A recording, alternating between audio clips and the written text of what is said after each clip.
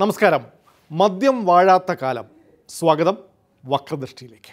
Supreme കോടതി വിധിപ്രകാരം ദേശീയപാതകൾക്കും സംസ്ഥാന പാതകൾക്കും അരികിലുള്ള മദ്യശാലകളും ബാറുകളും കള്ളുഷാപ്പുകളും പൂട്ടിയതോടെ കേരളത്തിൽ ഒരു മദ്യ അടിയന്തരാവസ്ഥ സംജാതമായിരിക്കുന്നു. വിൽപ്പനശാലകളും കള്ളുഷാപ്പുകളും പറ്റിയ സ്ഥലം കിട്ടുകയാണെങ്കിൽ മാറ്റി സ്ഥാപിക്കാമെന്ന് വയ്ക്കാം. ബിയർ പാർലറുകളും ബാർ ഹോട്ടലുകളും എന്തു ചെയ്യും?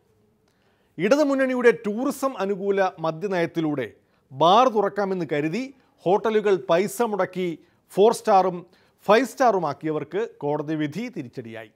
പാവപ്പെട്ട മദ്യപന്മാരാകട്ടെ തുറന്നിരിക്കുന്ന ചുരുക്കം വിൽപ്പനശാലകൾക്ക് മുന്നിൽ തിരക്കിൻ്റെ പൂരം സൃഷ്ടിച്ചിരിക്കുകയാണ്. സർക്കാരിനാകട്ടെ വരുമാന നഷ്ടം. ഒരു 4000-നും 5000-നും ഇടയ്ക്ക് കോടി രൂപയുടെ വരുമാന നഷ്ടം സർക്കാരിനുണ്ടാകും. ഇത്രയും വലിയൊരു വരുമാന വിടിവ് നമുക്ക് മറ്റേതെങ്കിലും മാർഗ്ഗേന ഇപ്പം നികത്താൻ പറ്റുന്നതല്ല.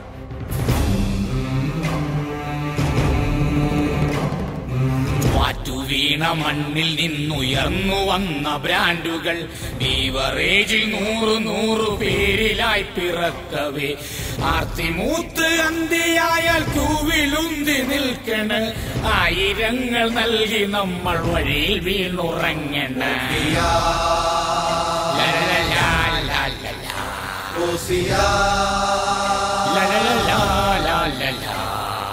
എന്നാ കൂട്ടാണ് ഇത് കൂട്ടിട്ട് എവിടെ പോയി ഞങ്ങളവിടെ പോയി മേടിക്കണ്ടേ? ഞങ്ങൾ മാറ്റിയുണ്ടാകും. അപ്പോൾ എന്നെ എടുക്കും. ഇപ്പോൾ എൻ്റെ കാര്യം ഞാൻ പറയുക, എനിക്കെപ്പോഴും അടിക്കണം. ഇതില്ലെങ്കിൽ ഞാൻ മാറ്റി അടിക്കും. വില കുറഞ്ഞ മദ്യമാണ് കുടിയനെന്നും ആശ്രയം. സങ്കടങ്ങൾ തീർത്തിടുന്ന മെഡിസിനാണെന്നോർക്കണം. ഓടയിൽ കിടന്നിടാതെ ഡെയിലി വീട്ടിലെത്തണം. കാത്തു നിൽക്കും ഭാര്യമാരെ കാലവാരി അലക്കണം. അത് ഒരു ബുദ്ധിമുട്ടുമില്ല. ഇത് ഉപയോഗിക്കുന്ന ആളുകൾക്ക് ഇതൊരു ബുദ്ധിമുട്ടായിട്ട് അവർ കണക്കെടുക്കാറില്ല. കാര്യം അരി റേഷൻ കടയിൽ പോലും ക്യൂ നിൽക്കത്തില്ല. ഈ സാധനത്തിന് വേണ്ടി മനുഷ്യൻ ജീവൻ കളയുക. മദ്യം അടിക്കണ ഒരാള് എവിടെ ചെന്നിട്ടും വാങ്ങിയിരിക്കും, ബ്ലാക്കിനെങ്കിലും. ബാറുകാര് ഒത്തുചേർന്ന് റേറ്റ് കൂട്ടിയെങ്കിലും എന്നിട്ടെന്തു സംഭവിച്ചു? നമ്മളൊക്കെ മാറിയോ? പൂട്ടണം, എല്ലാം പൂട്ടണം. നമ്മൾ പാട്ടുകായി സ്വന്തമായിട്ട് നമ്മൾ തുടങ്ങും. അല്ല, എന്താണ് പ്രശ്നം? ഈ ശമ്പളമൊക്കെ ആരും കൊടുക്കും? ആരും കൊടുക്കും ശമ്പളം? ഈ സർക്കാരിന്റെ മൊത്തം ശമ്പളം ആരും കൊടുക്കും? ആരും കൊടുക്കും? നമ്മളീ കള്ളിന്റെ പൈസ അല്ലേ? ജാതിയില്ല മതവുമില്ല മദ്യമെന്നാളിയന് ഹംസ ജോസ് വാസുദേവൻ ഷെയർ കൂടി വീശണ്.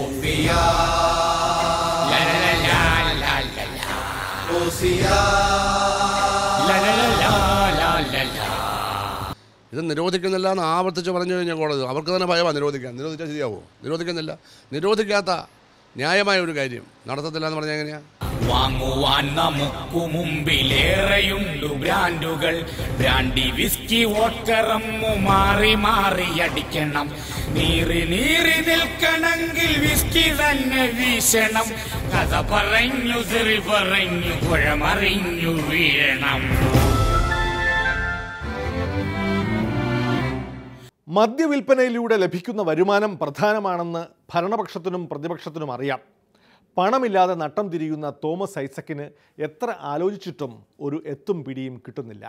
അടിസ്ഥാന സൗകര്യ വികസനത്തിന് കടം വാങ്ങുന്ന കിഫ്ബിയുടെ പണം ഐസക്കിൻ്റെ പോക്കറ്റിലുണ്ടല്ലോ എന്ന് ചെന്നിത്തലയുടെ തമാശ.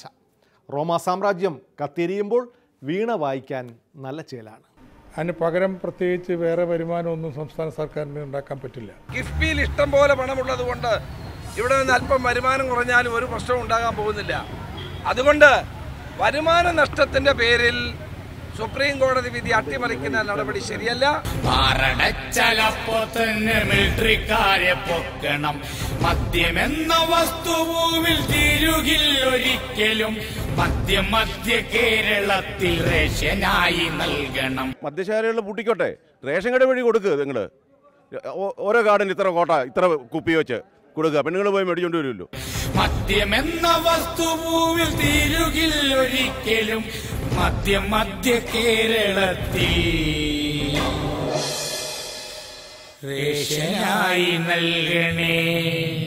അടഞ്ഞുകിടക്കുന്ന ഷാപ്പുകൾക്ക് മുന്നിൽ നിന്ന് നെടുവീർപ്പിടുകയാണ് മദ്യ ഉപഭോക്താക്കൾ. ഒരു കുപ്പിക്ക് വേണ്ടി ഉള്ളിടത്തെല്ലാം അലയാൻ തയ്യാറാണെങ്കിൽ ഗ്രാമങ്ങളിൽ പോയി രാപ്പാർക്കേണ്ടി വരും. കാരണം ദേശീയപാത ഇല്ലാത്ത, സംസ്ഥാന പാത ഇല്ലാത്ത ഗ്രാമീണ റോഡുകളിൽ മാത്രമേ ഇനി കുപ്പി കിട്ടാൻ വഴിയുള്ളൂ. കുപ്പി കിട്ടാഞ്ഞിട്ട് ഇവർ അക്രമകാരികളാകുമോ എന്നേ അറിയാനുള്ളൂ. പോയ കാര്യം നടക്കോടാ. തല ടെൻഷൻ അടിക്കണ്ട. ഇനി ബഷീർക്ക് വിചാരിച്ചിട്ട് നടന്നില്ലെങ്കിൽ എന്റെ പരിചയത്തിൽ വേറെ ആളുണ്ട്. പടക്കം ഒരു കാര്യത്തിന് പോയാ ഇനി ഗുണ്ടായുസം കാണിച്ചിട്ടാണെങ്കിലും അത് നടത്തിയിട്ട് വരൂ. ഇനി കിട്ടാതിരിക്കോടാ. എന്റെ തലേ കിട്ടും. എനിക്കങ്ങോട്ടും ഇല്ലെന്ന്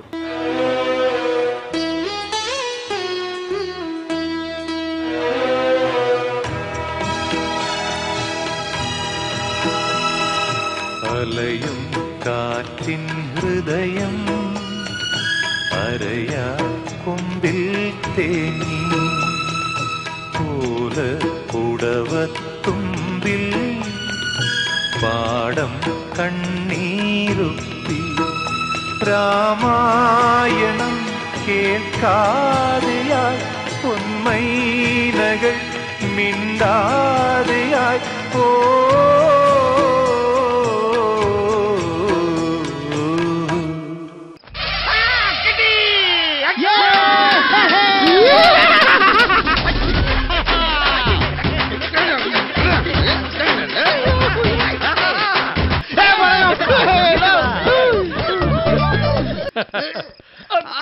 ഇവനെങ്ങനെ കാണിക്കണ കടിച്ചു തിന്നണ.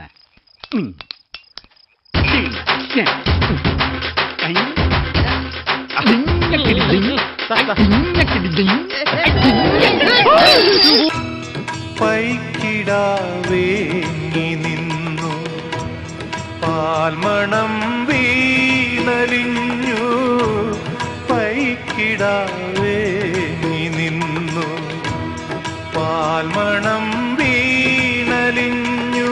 യാത്രയായി ഞാറ്റുവേലയും ആത്മസൗഹൃദം നിറഞ്ഞൊരു സൂര്യനും ഓ.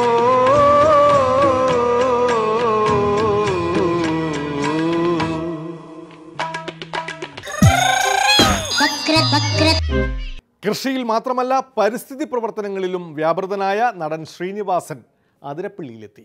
കോൺഗ്രസുകാരായ TN പ്രതാപനും അനിൽ അക്കര MLAയും കൂടിയാണ് നന്മ നിറഞ്ഞവൻ ശ്രീനിവാസനെ അതിരപ്പള്ളിയിൽ കൊണ്ടുവന്നത്. വംശനാശം വരുന്ന ഒരു ചെറുജീവിക്ക് വേണ്ടി പോലും വേദനിക്കുന്ന ശ്രീനിവാസന് കാടുമുടിക്കുന്ന അതിരപ്പള്ളി പദ്ധതിക്കെതിരെ കൈകോർക്കാതിരിക്കാനാവില്ല. ഒറ്റ കാര്യമേ പറയാനുള്ളൂ, ശ്രീനിവാസന് ഏറ്റുമുട്ടേണ്ടി വരിക ഉഗ്രപ്രതാപിയായ വൈദ്യുതി മന്ത്രി MM മണിയോടായിരിക്കും.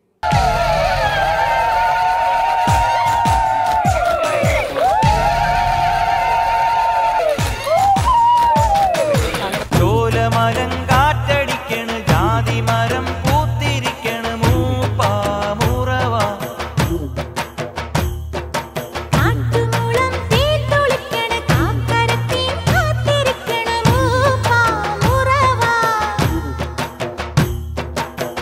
വള്ളിയൂരെ വലിയ ശമാൻ തരണ മണിയമ്മാനല്ല വെള്ളരിക്ക തെങ്കാത്താലും വിളക്കും കൊണ്ടുവാ.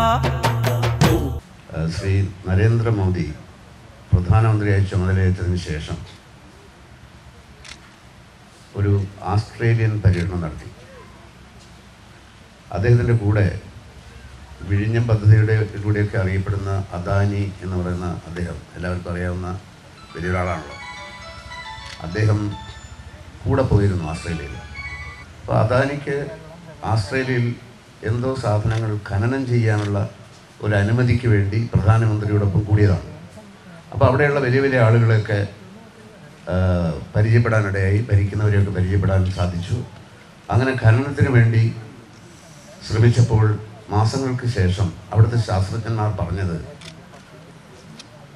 ആ ഖനനം നടക്കുന്ന സ്ഥലത്തെ ഒരു ചെറിയൊരു ജീവിക്ക് വംശനാശം വരാൻ സാധ്യതയുണ്ട്, അതുകൊണ്ട് അനുമതി നൽകുന്നതല്ല. ഒരു ചെറിയ ഒരു ജീവിക്ക്. ഇപ്പം ബുദ്ധിയുള്ള നാട്ടിലുള്ള ഭരണാധികാരികളും ശാസ്ത്രജ്ഞന്മാരും അങ്ങനെയാണ്. വൈദ്യുതി മന്ത്രിയുടെ കസേരയിൽ വരുന്നവരെല്ലാം അതിരപ്പിള്ളിക്ക് വേണ്ടി വാദിക്കുന്നവരാണ്. നാളെ ശ്രീനിവാസനും വൈദ്യുതി മന്ത്രിയായാൽ അങ്ങനെ തന്നെ. കുറച്ച് കാട് പോയാൽ എന്താ കുഴപ്പം എന്ന് ചോദിക്കുന്ന തരം മന്ത്രിയാകേണ്ട തനിക്കെന്ന് ശ്രീനിവാസൻ. പെരിയാറിൻ്റെ കരയിൽ റെഡ് കാറ്റഗറിയിൽപ്പെട്ട 83 ഫാക്ടറികൾ പ്രവർത്തിച്ചുകൊണ്ടിരിക്കുക. ഇപ്പോൾ ഒരു പ്രധാനപ്പെട്ട ഒരു ഫാക്ടറിയിൽ ഉണ്ടാക്കുന്ന സാധനം സിന്തറ്റിക് റൂട്ടൈൽ എന്ന് പറയുന്ന ഒരു സാധനമാണ്. അത് ആസ്ട്രേലിയയിലേക്കും ജപ്പാനിലേക്കും കയറ്റുമതി ചെയ്യുകയാണ്. ആസ്ട്രേലിയക്കാരോ ജപ്പാൻകാരോ ഇതുണ്ടാക്കുന്ന ഫാക്ടറി ആ രാജ്യത്ത് പ്രവർത്തിക്കാൻ സമ്മതിക്കുന്നില്ല. അങ്ങനെയാണ് ബുദ്ധിയുള്ള ആൾക്കാർ. ബുദ്ധിയുള്ള ആൾക്കാർ നമ്മളെ പോലെയുള്ള മണ്ടന്മാരായിട്ടുള്ള ആൾക്കാരുടെ നാടുകളിൽ ഇതേപോലെയുള്ള ഫാക്ടറികൾ സ്ഥാപിച്ച് അവരതിൻ്റെ ഫലം അനുഭവിച്ചു കൊണ്ടിരിക്കുന്നു.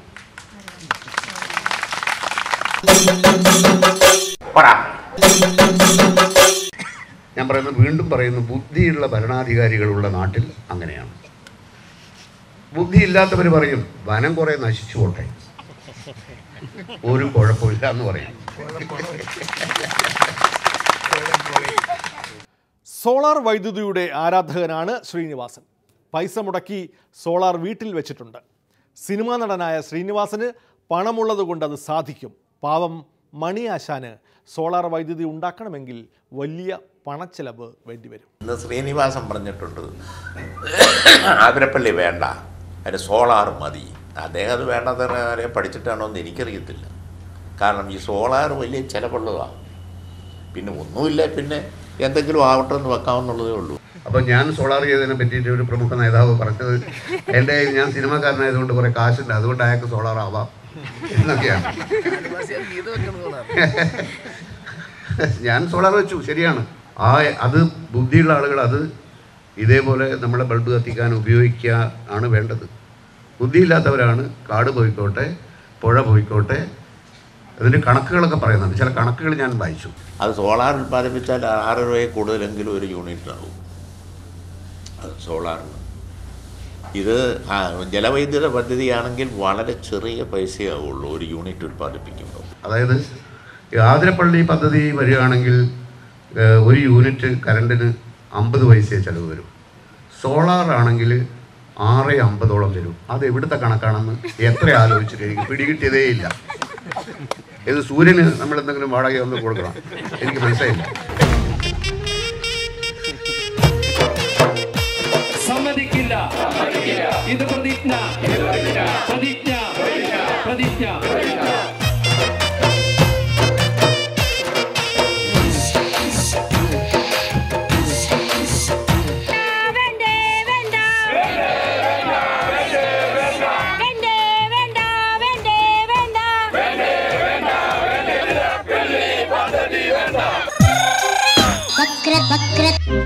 തത്ത പറന്നു, പുതിയ ആകാശം തേടി. ഇടവേളയ്ക്ക് ശേഷം